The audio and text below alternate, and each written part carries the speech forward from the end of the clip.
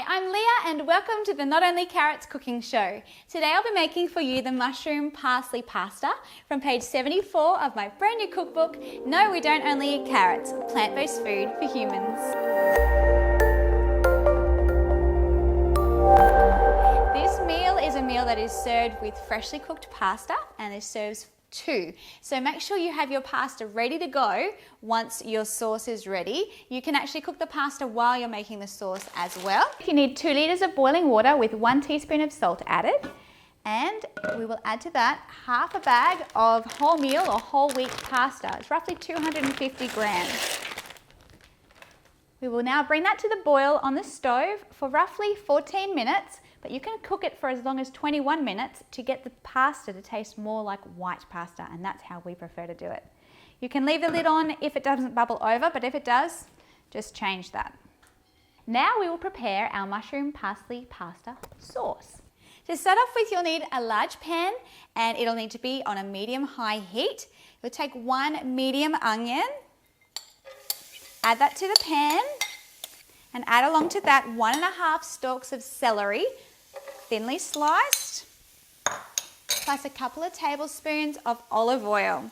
If you don't find olive oil is your favourite type of oil, you can go for a more neutral flavour like rice bran oil. And we will also add in our garlic. 3 cloves of garlic, which is about 3 tablespoons of the store-bought minced garlic. 3 teaspoons, pardon me. 3 teaspoons of the minced garlic. Keep that temperature up. If it starts to slow down, bring it up a little bit more. Now you want to be cooking this until your onion and celery are clear. You're not aiming to brown it, you just want it to be soft so that when you're eating it, you're not getting that crunch. And if your garlic starts popping up like that, just bring that heat back down again. All right. I cooked with this garlic earlier today and it's just jumpy garlic, so that's the way it is. Very good. I'm going to put the lid on that. It's very jumpy today, and that's fine. That'll heat itself up and get it ready to go for the next ingredients. I'll walk you through the next ingredients just before we add them in. We have 2 cups of sliced button mushrooms. We'll add a ½ teaspoon of salt, half a tin of diced tomatoes, so there'll be 200 grams we'll add in, 2 tablespoons of tomato paste, and we also have a 1/4 cup of freshly chopped parsley. Let's see. Okay, the garlic's calmed down now, that's good.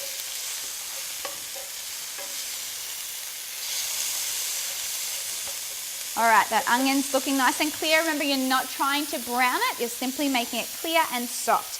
All right, let's get those mushrooms added in, 2 cups. Stir that through and we'll wait for them to soften as well. The mushrooms in this recipe are what is our meat. Mushrooms have sometimes been touted as the vegetarian's meat. They are full of iron. They also have a lovely texture, so when you are chewing them, it takes a little bit to get through them when they're cooked, and they do add a lovely flavour as well to the meal. If you wish to add any extra protein to this meal, you can add a tin of lentils or another meat alternative. There are various minces out there that are soy-based and others are mushroom-based as well. You can even add pine nuts. I do have a pine nut pasta recipe in the cookbook as well. But pine nuts are very, very yummy and add a lovely flavour to Italian dishes. Okay, so those mushrooms are looking nice and cooked now, but not wilted. And we'll add in our tomatoes, half that tin. So 200 grams of diced tomatoes. You can use fresh tomatoes if you like. If you do use fresh, you may need to add in a little bit of tomato juice or some water for some liquid. And a couple of tablespoons of tomato paste. That's tomato paste if you're in America. That's me with my weird Aussie accent. Okay, smudge that around in there. Okay, now we need to remember to add some salt, just a ½ teaspoon.